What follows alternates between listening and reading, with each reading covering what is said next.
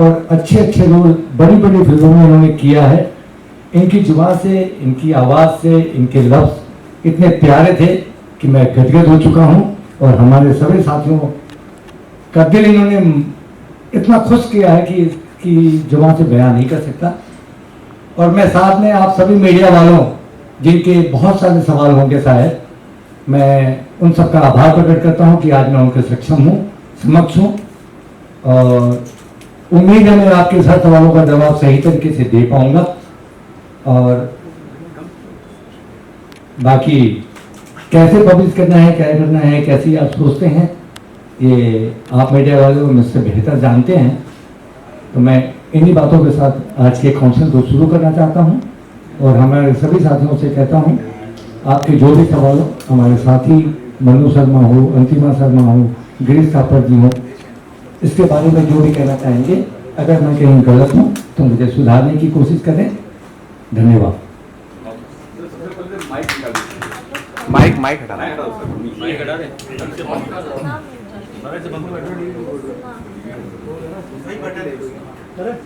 Yes sir. Okay sir, सबसे पहले congratulations, 15 years का सेलिब्रेशन कर रहे हैं हम। क्या कहना चाहेंगे सबसे पहले इस जर्नी के बारे में बताइए, 15 साल की जो आपकी जर्नी है, अगर हमारी ऑडियंस को बताएं सर आप। 15 साल पहले मैं बॉम्बे आया था, तो कुछ चीज़ों को हम देख रहे थे कि कास्टिंग कैसी होती है। हमें फिल्म इंडस्ट्री में बहुत सालों से, मतलब पहले से भी इंटरेस्ट रहा है। और जब मैंने देखा कि कास्टिंग एक बहुत बड़ा मुद्दा है, एक बहुत बड़ी ज़रूरत है, तो मैंने अपने बर्थडे वाले दिन, आज मेरा जन्मदिन है, और कास्टिंग के लिए आया था, मैंने कंपनी को रजिस्टर्ड किया था फॉल्कन फिल्म के नाम से, जो पिछले 15 साल से एक अच्छे मुकाम से अच्छे लोगों के साथ काम कर रही है। तो जैसे कि कितने अप्स एंड डाउन्स इस 15 इयर्स में, कितने फेसेस आपने किया और कितने अप्स एंड डाउन्स मिले हैं आपको इस 15 इयर्स में अब तक? पिछले 15 सालों में करीबन हज़ारों लोगों ने मेरे साथ काम किया है। गिनती तो बोलना बहुत मुश्किल है, क्योंकि हर प्रोजेक्ट में अलग अलग लोग होते हैं, अलग अलग काम होता है।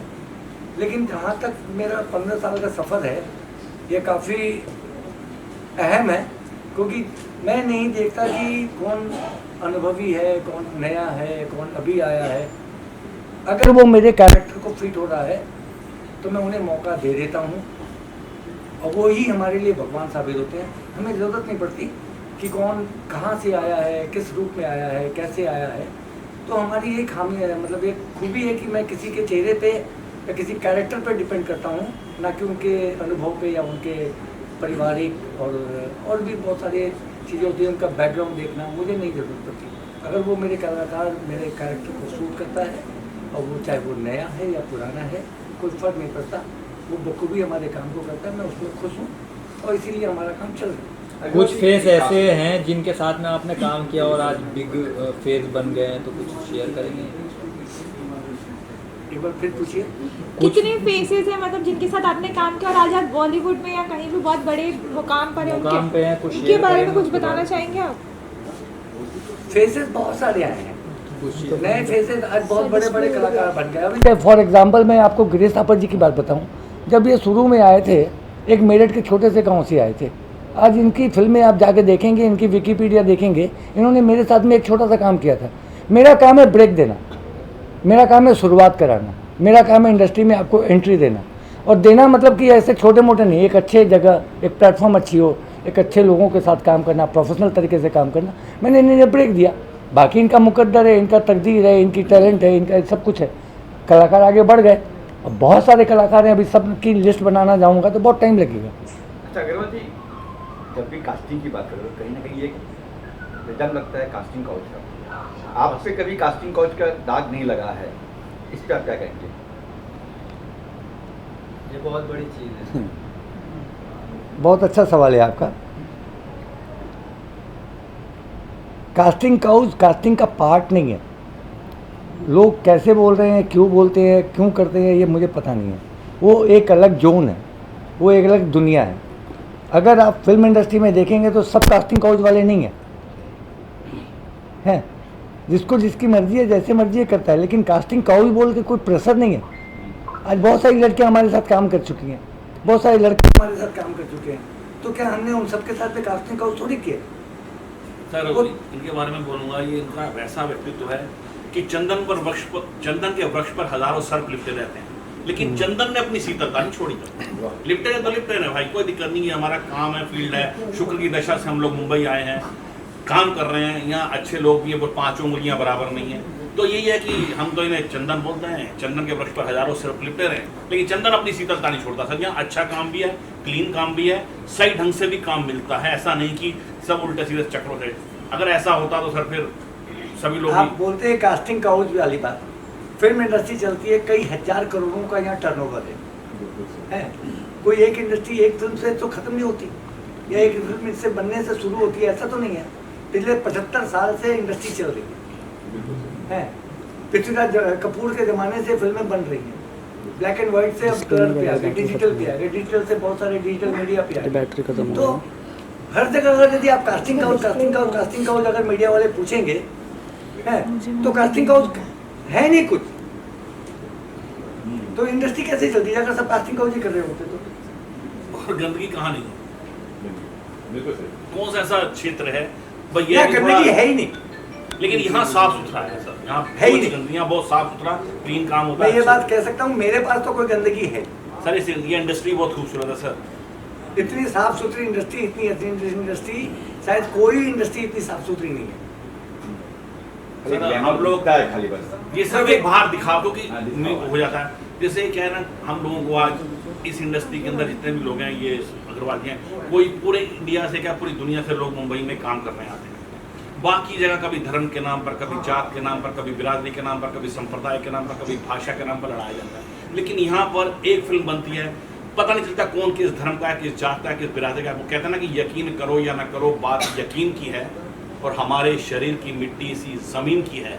हम तो आपस में सब भाई भाई हैं, पर हमें लड़ाने की साजिश किसी कमीन की है। वाह सर और मेरा ये कहना होता है ना सर कि कभी धर्म का, कभी हिंदुओं को गर्व हिंदुत्व पर, मेरा कहना है सर कि हिंदुओं को गर्व हिंदुत्व पर, मुसलमानों को इस्लाम पर अभिमान होना चाहिए, और सिख शिक्षा के गुरुओं से ईसाइयों को बाइबल का ज्ञान होना चाहिए, अपने अपने धर्म का सबको ज्ञान होना चाहिए, लेकिन सबके जहन में सबसे पहले हिंदुस्तान आना चाहिए। सर क्या बात है, क्या बात है, क्या बात है, लेखक क्या बात छुपा है। हुआ है, कहीं लेखक भी तो नहीं है आप? नहीं, मैं लेखक नहीं हूँ सर, मैं चोर आदमी हूँ, लोगों के दिल चुराता हूँ, लोगों की शायरियाँ चुराता हूँ सर। क्या कोई बात है। कलाकार लोग हैं, बड़े कि गिने मिट्टी चुने है तो अल्फाज पल भर में बिखर जाएंगे हम सर हुजूर, मिट्टी है तो पल भर में बिखर जाएंगे हम, खुशबू है तो हर दौर को महकाएंगे हम रूहे सफर हैं, हमें नामों से ना जान, कल फिर किसी और नाम से आ जाएंगे हम।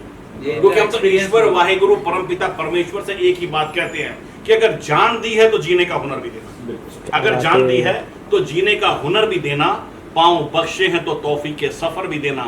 हम तो गूंगे हैं, बोलना तूने सिखाया है, अब हम बोले तो हमारी बातों में असर भी तू ही देना। क्या बात है।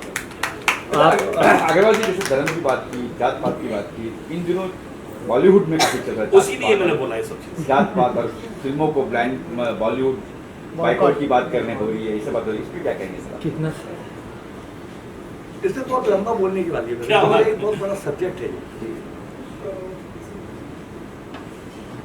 फिल्म इंडस्ट्री किसी जात पात या भेदभाव या ऊंच नीच से नहीं देखी जाती। बिल्कुल सच में।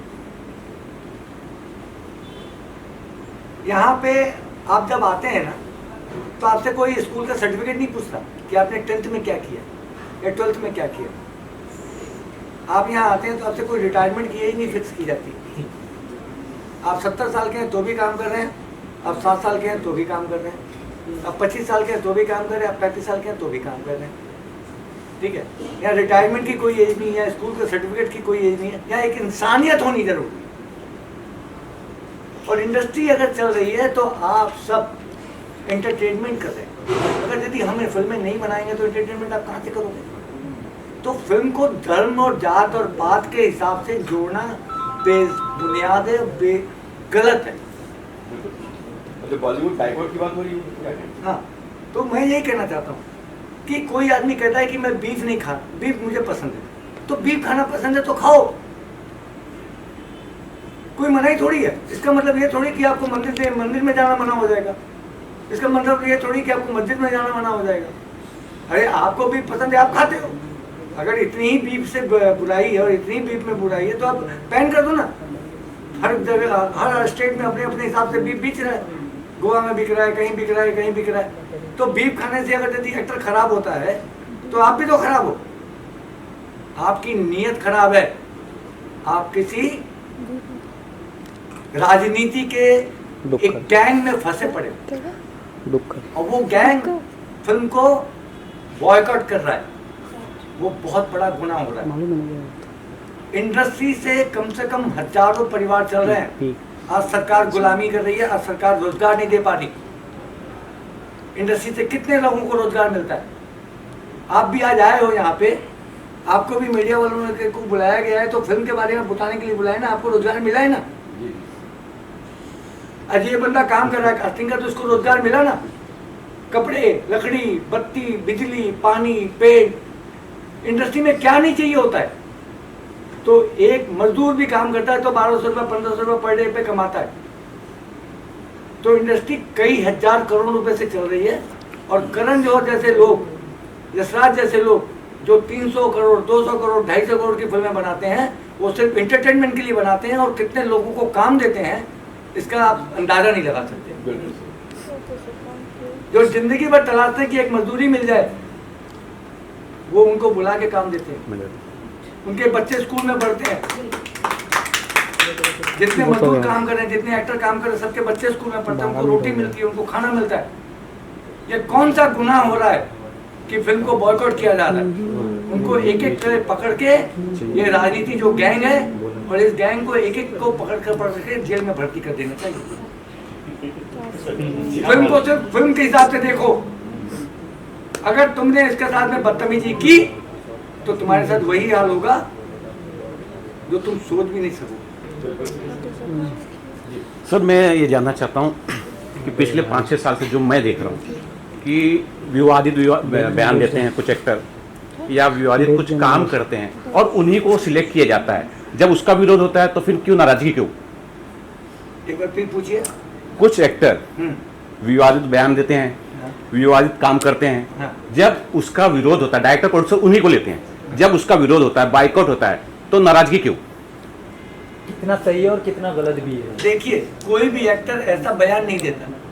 हंसी मजाक या किसी जगह कोई ऐसा, अभी मैं आपको बताऊं कि एक कश्मीर फाइल फिल्म आई, इसके डायरेक्टर कौन थे?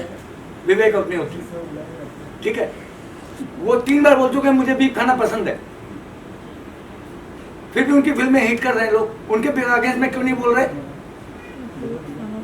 एक बार रणबीर कपूर ने बोल दिया मुझे बीफ खाना पसंद है 10 साल पहले, तो उसको मंदिर में जाने से मना कर दिया जाए। तू खाती? जब तुमको भेदभाव ही करना है, तुमको बीफ से ही नाराजगी है, तो विवेक अग्निहोत्री को भी करो, रणबीर कपूर को क्यों किया जा रहा है? इस तरह की बातें इंडस्ट्री में होती रहती हैं, हंसी मजाक चलती रहती है। इसका मतलब ये नहीं कि वो कलाकार खराब है। पिछले 25 साल से आमिर खान की फिल्में हिट हो रही हैं, आज वो आमिर खान खराब हो गया। सलमान खान की फिल्में हिट हो रही है, सलमान खान खराब हो गया। अगर वो हिट फिल्म नहीं देगा तो कितने लोगों का रोजगार चल रहा है, ये आपने कभी सोचा है? हॉल बंद हो जाएंगे, पीवीआर जो तुमने खोले रखे हैं, पीवीआर बंद हो जाएंगे। गरीब बच्चों, गरीब लोगों के, मजदूरों के भूखे बच्चे मर जाएंगे। सरकार तो रोजगार दे नहीं पा रही, गैंग फैला रही है, अलग धर्म फैला रही है, राजनीति कर रही है। फिल्म इंडस्ट्री को खराब करने का इन लोगों ने ढोंग रच रखा है। तो आपको लगता है दोहरा चरित्र अपना रही है? दोहरा चरित्र अपनाया जा रही है। इनको लगता है कि हमारे फेवर में फिल्म बने तो हिट होगी, हमारे फेवर में फिल्म नहीं बने तो राजनीति के अगेंस्ट में बोलेगा, उसकी फिल्में बॉयकॉट की जाएगी। और ये सब सोशल मीडिया के जरिए हो रहा है। एक गैंग कर रहा है, सब नहीं कर रहे। एक गैंग है जो इसको पैसे देके लोगों को खरीद के किया जा रहा है, करवाया जा रहा है। वो पेड़ है। सर मैं अपना सवाल वापस दोहराता हूँ, सब अलग करता हूँ, शायद जो मेरे शब्द थे आपने पहचाने नहीं।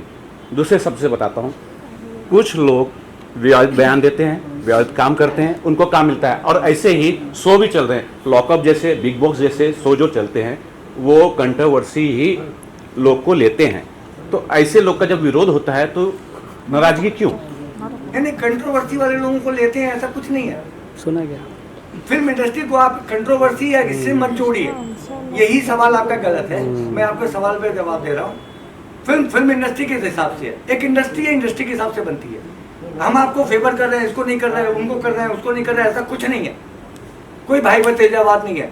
जो एक्टर अच्छा है, जो बिकता है, मार्केट में बिकता है, उसको लिया जाता है।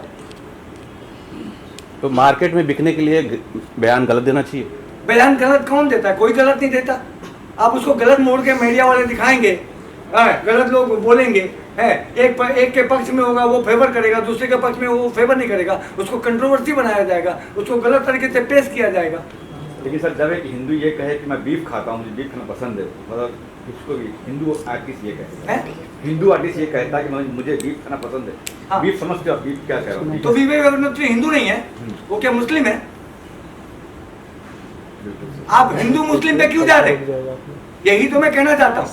आज बाजार में, भारत में हिंदू 50% ऐसे हिंदू हैं जो बीफ खाते हैं, छुप के खाते हैं, अलग से खाते हैं, होटल में जाके खाते हैं, घर में खाते हैं, व्यापार वो कर रहे हैं। अगर यदि आपको बीफ से मतलब नाराजगी है तब पूरे भारत में बैन बंद कर दिए ना। आप गौ माता के नाम पे लड़ाई करवाएंगे, आप इसके नाम पे लड़ाई करवाएंगे, अब वो हिंदू है तो लड़ाई करवाएंगे, आप मुस्लिम। अगर आपको फिल्म नहीं देखनी मत देखो, आपको फिल्म का कॉन्सेप्ट पसंद नहीं आया मत देखो, आप फिल्म देखने जाओ। आपको अच्छी लगती है, बुरी लगती है, हर इंसान की अपनी पहचान है, अपनी परख है। किसी को टेक्निकली अच्छी लगती है, किसी को टेक्निकली अच्छी नहीं लगती, कोई को सॉन्ग अच्छा लगता है, किसी को डायरेक्शन अच्छी लगता है, किसी का एक्टर का कैरेक्टर अच्छा लगता है, कोई एक्टर बहुत अच्छा लगता है, उसके हिसाब से देखो।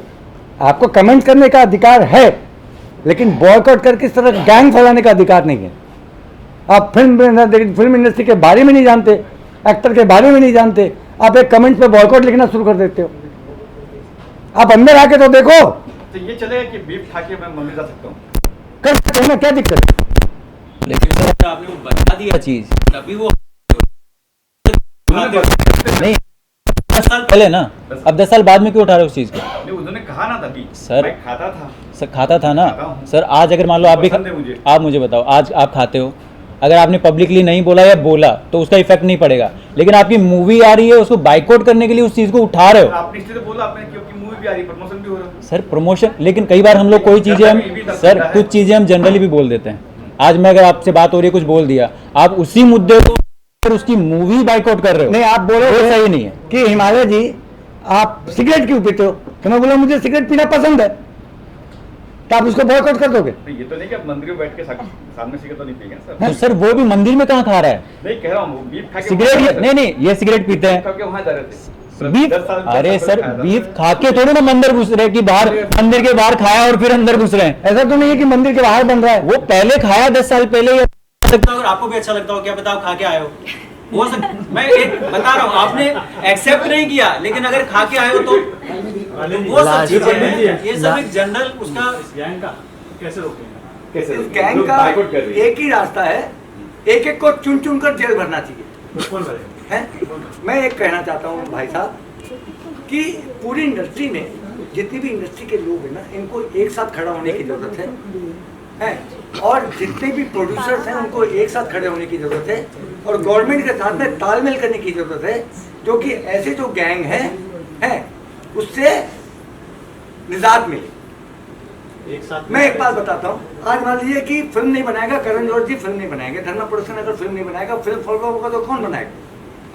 7-8 महीने से कोई फिल्म नहीं बन रही है, सब स्टॉप करके पड़े हुए, पैसे फंस गए, पैसे नुकसान हो गए। अगर फिल्म नहीं बनेगी तो टैक्स नहीं आएगा, टैक्स तो गवर्नमेंट को देते हैं ना हम, सबसे ज्यादा टैक्स हम भरते हैं, फिल्म इंडस्ट्री वाले सबसे ज्यादा टैक्स भरते हैं, हर चीज बिकती है, हर चीज के टैक्स जाते हैं। एक पानी की बोतल भी आती है, उस पर भी जीएसटी जाती है, कपड़े आते हैं उस पर भी जाते हैं, लकड़ी आती है उस पर भी जाते हैं। तो अल्टीमेटली सब जगह से घूम फिर के जितना टैक्स हम फिल्म इंडस्ट्री वाले सरकार को दे रहे हैं, अगर सरकार ही फिल्म इंडस्ट्री का सपोर्ट नहीं करेगी, ऐसे गैंग फैलाएगी, तो इंडस्ट्री कहाँ जाएगी? अल्टीमेटली सरकार को नुकसान होना। और ये जो नए नए कलाकार आते हैं हमारे बीच में, उनको मौका कौन देगा? आप तो रोजगार नहीं दे पा रहे, और हम काम दे रहे हैं एक्टिंग के बल पे, तो उस पर आप अड़चन लगा रहे हो। तो मैं किसी को ब्लेम नहीं कर रहा, उस गैंग को एक एक करके पकड़ना चाहिए और सरकार का समर्थन होना चाहिए। और सर 90% बाइकआउट वही लोग कर रहे हैं जिन्होंने मूवी देखी नहीं है, जिनको पता ही नहीं है।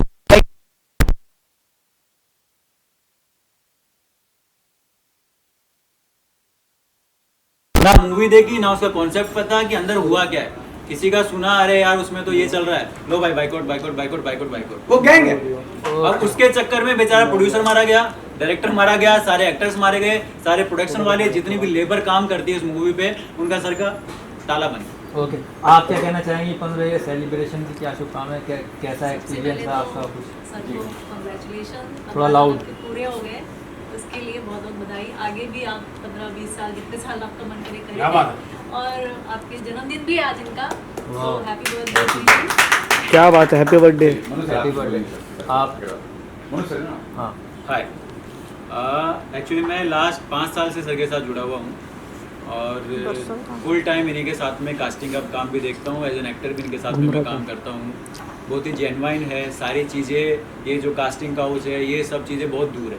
यहाँ पे सिर्फ एक्टर को देखा जाता है, वो अगर लुक में जा रहा है या उसकी परफॉर्मेंस उसके हिसाब से है तो उसको कास्ट किया जाता है, नहीं होता है तो उसको बोल दिया जाता है कि भाई अभी तुम्हारे लायक कुछ नहीं है, हम लोग नेक्स्ट में कुछ देखते हैं। और 5 साल में जहाँ तक है मेरे थ्रू भी मैंने कम से कम इनके साथ में काम किया होगा, 10,000 से ऊपर एक्टर्स को हम लोगों ने कास्ट किया होगा। पहले का तो भी 15 साल से जर्नी हो गया, तो आप अंदाज़ा लगा सकते हो कितने लोग होंगे। और मोस्टली सब बड़े प्रोडक्शन हाउस के साथ ही हम लोग काम करते हैं। नरमा है, यशराज है, मैडोक है, सिनेवन है, सुभाष गई है, अब्बास मस्तान जी है। और जर्नी सर के साथ में बहुत अच्छी है, लाइजनिंग हम लोगों की बहुत अच्छी है, हमारी टीम की बहुत अच्छी है, अच्छे से काम चल रहा है, बहुत अच्छा चल रहा है जी। मेरा एक्सपीरियंस सर के साथ बहुत ज़्यादा अच्छा रहा। फर्स्ट ऑफ ऑल मैं जाती थी ऑडिशन के लिए, तब सर से मैं रूबरू होती थी, वो देखते भी नहीं थे। आफ्टर ऑल एक बार मनु ने मुझे भेजा कि मैम जाइए मामा ऑडिशन, एंड मैं गोरेगांव में ही थी, but I don't have any sari and look जो भी इनको परफेक्ट चाहिए। He throw me back to home, नहीं जाइए, साड़ी नहीं, लुक नहीं, हेयर स्टाइल नहीं, ऐसे ऑडिशन नहीं होगा। और मेरी एक खासियत है कि मैं ऐसे लोगों से ज़्यादा जुड़ती हूँ जहाँ मुझे एक्सपीरियंस मिलता है और जहाँ मुझे ऐसे लगता है कि सीखने कुछ मिलेगा। और यहाँ रियलिटी है कि आपको एक मजा हुआ कलाकार यही बना सकते हैं। एंड आफ्टर दैट मैं इनका पीछा मैंने कभी नहीं छोड़ा और अब मुझे continue back to back shortlisted भी होती है, काम भी मिलते हैं। विकी कौशल के साथ सॉन्ग किया मैंने लास्ट महीने, अभी धर्मा प्रोडक्शन की रॉकी एंड रानी की प्रेम कहानी में एक लड्डू का ऐड शूट है, भारती और वो सब थे हमारे साथ। कल मैं एक शूट और कर रही हूँ नेटफ्लिक्स की वेब सीरीज हॉटस्टार। और इनका और मेरा एक्सपीरियंस इनके साथ ऐसा है कि जैसे फ्रेंड बोलो, बड़े भाई बोलो या जो भी बोलो, मुझे इनसे सीखने बहुत मिलता है। और आपने जो एक कास्टिंग काउच का मुद्दा रखा था, एक्चुअली सब मेल्स को या प्रोडक्शन को, प्रोड्यूसर को, डायरेक्टर को, इनको दोष देते हैं, लेकिन एज ए फीमेल मैं सिर्फ फीमेल को ही दोष दूंगी। अगर आप नहीं चाहोगे तो आपकी तरफ कोई आंख उठा के भी नहीं देखेगा। 100% तो sure. That is the point. कहीं कहीं पहले जहाँ कोई मजबूरी थी, कोई भूखी मर रही होगी जिसने कर लिया होगा, लेकिन आज ऐसी कंडीशन नहीं है।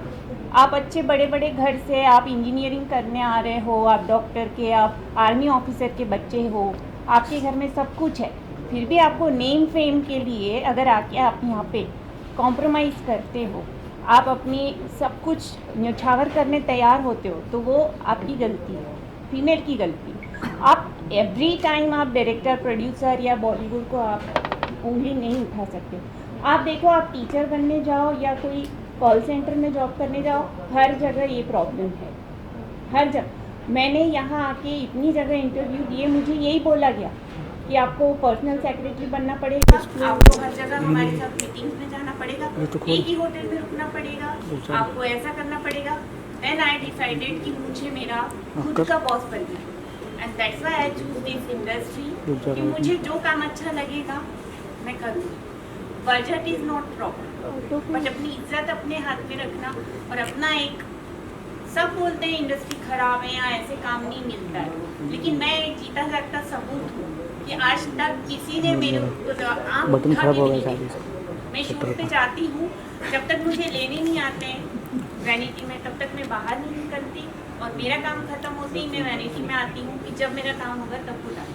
तो दैट इज़ इम्पॉर्टेंट कि फीमेल पे डिपेंड करता है कि उनको अपनी इमेज कैसे बनानी है, इंडस्ट्री को बदनाम करने से कोई मतलब नहीं। 4 दिन खत्म होने वाले हैं। बहुत अच्छी है इंडस्ट्री, बहुत कुछ रोजी रोटी सबको देती है और आई थिंक सो बाइकआउट का ये है तो कुछ लोग अनएजुकेटेड है इंडिया में अभी भी, उनको सिर्फ एक मुद्दा चाहिए होता है कि हम कैसे फॉलो करें और अच्छी चीज़ों को ज़्यादा लोग फॉलो नहीं करते, सब चीज़ें गलत लोगों को ही फॉलो करते हैं। सब लोग ये देखते हैं कि कहाँ बात चल रही है वहाँ हम भी कुछ लेट वर्क तो बाइकआउट और ये नेपोटिज्म और ये जो भी जितना भी चल रहा है ये सब एक वो है। लेकिन इंडस्ट्री से मेरी एक रिक्वेस्ट है कि अच्छे आर्टिस्ट है, न्यू कमर्स है, उनको भी चांस दे। बाकी चीज़ें अपनी जगह है, ऐसा नहीं कि स्टार किड्स टैलेंटेड नहीं है, सब में कुछ न कुछ टैलेंट है, अभी और बढ़ सब में कुछ न कुछ टैलेंट है। अगर है तो वो उनको पब्लिक आगे भी बढ़ाएगी, कार्तिक आर्यन नहीं है तो नहीं भी बढ़ेगा। प्रियंका चोपड़ा, सुशांत सिंह राजपूत जी थे, बहुत अच्छे थे। सब लोग हैं, अमिताभ बच्चन से ले गए। जी sir, thank you. Okay sir, last आप क्या कहेंगे सर? अरे शायरी तरफ ध्यान है, शायरी नहीं सुनने के सर आप सुन शायरी सुन। हाँ सर बोल रहे थे सर का बर्थडे है तो ये इबादत की तरह मैं हर काम करता हूँ और मेरा उसूल है पहले मैं सलाम करता हूँ और मुखालफत से मेरी शख्सियत और समर्थी है, इसलिए मुखालफत करने वालों को तो मैं तहे दिल से एहतराम करता हूँ। क्या बात है। और जहाँ तक बात है हिमालय सर का, तो आज बर्थडे है, इनको बहुत बहुत शुभकामनाएं। ईश्वर वाहेगुरु परमपिता परमेश्वर इनको बहुत खुश रखे, स्वस्थ रखे, मस्त रखे और व्यस्त रखे। पंजाबी कहते हैं रब को राजी रखे, गुरुवाड़ी ताजी रखे, तुआड़िया तो बाजी रखे। और जहाँ तक बात है मेरी, तो मैं तो आप सभी लोगों का भी आभार व्यक्त करता हूँ कि आपने हमें इतना समय दिया, इतना टाइम दिया। आप सबको बहुत बहुत धन्यवाद। और अंत में यही कहूँगा कि कितनी जल्दी ये मुलाकात गुजर जाती है हुजूर, कितनी जल्दी ये मुलाकात गुजर जाती है। प्यास बुझती नहीं, बरसात गुजर जाती है। और अपनी यादों से कहना कि वो इस तरह ना आया करें, क्योंकि नींद आती नहीं, रात गुजर। समेट लो सितारों को बाहों में, दूर तक रात ही रात होगी। मुसाफिर हैं हम भी, मुसाफिर हो तुम भी, फिर किसी मोड़ पर आपकी हमारी मुलाकात होगी। जय हिंद, जय भारत। और सुनिएगा मुझे चोर बनना इसलिए कर रहा हूँ। शायरी तुम कभी सुनी ऐसी? मैं सिमिला पंजाबी फिल्म इंडस्ट्री से फ्रेंड है सर। तो सर सबसे पहले तो मैं सर आपको कंग्रेचुलेट करूँगी आपके बर्थडे के लिए। तो इनका नाम मैंने बहुत सुना है गिरिची से, तो मतलब जैसे कि आप जानते हो इनका नाम ही काफ़ी है। तो ये है कि ये अपने आप में एक पहचान है इंडस्ट्री को लेकर। ये बात बिल्कुल सही है कि ये आर्टिस्ट को काम देते हैं, ये उनकी लुक को देखते हैं कि उनके साथ जा रही है नहीं जा रही है, इनके पीछे उनकी कास्ट नहीं देखते, उनका बैकग्राउंड नहीं देखते। ये बिल्कुल सही है, तो बिल्कुल सही बात है। और मेरे भी कुछ फ्रेंड्स हैं जो उनके बारे में ये बोलते हैं कि ये जो कास्टिंग करते हैं आप इनसे जुड़ो, आप यहाँ आओ, आप इनसे जुड़ो, क्योंकि ये अपने काम को लेके बहुत ज़्यादा फेयर हैं और ये बहुत ज़्यादा सीरियस है अपने काम को लेके। इनको किसी दुनिया से किसी से कुछ नहीं लेना देना।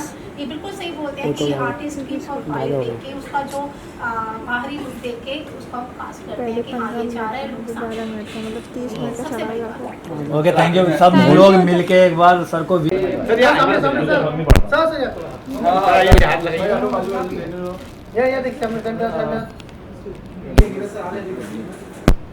अभी यहाँ पे एक मिनट सामने देखिए, यहाँ पे हाँ एकदम सर का बर्थडे भाई, दूर में रहना पड़ेगा। थैंक यू भाई।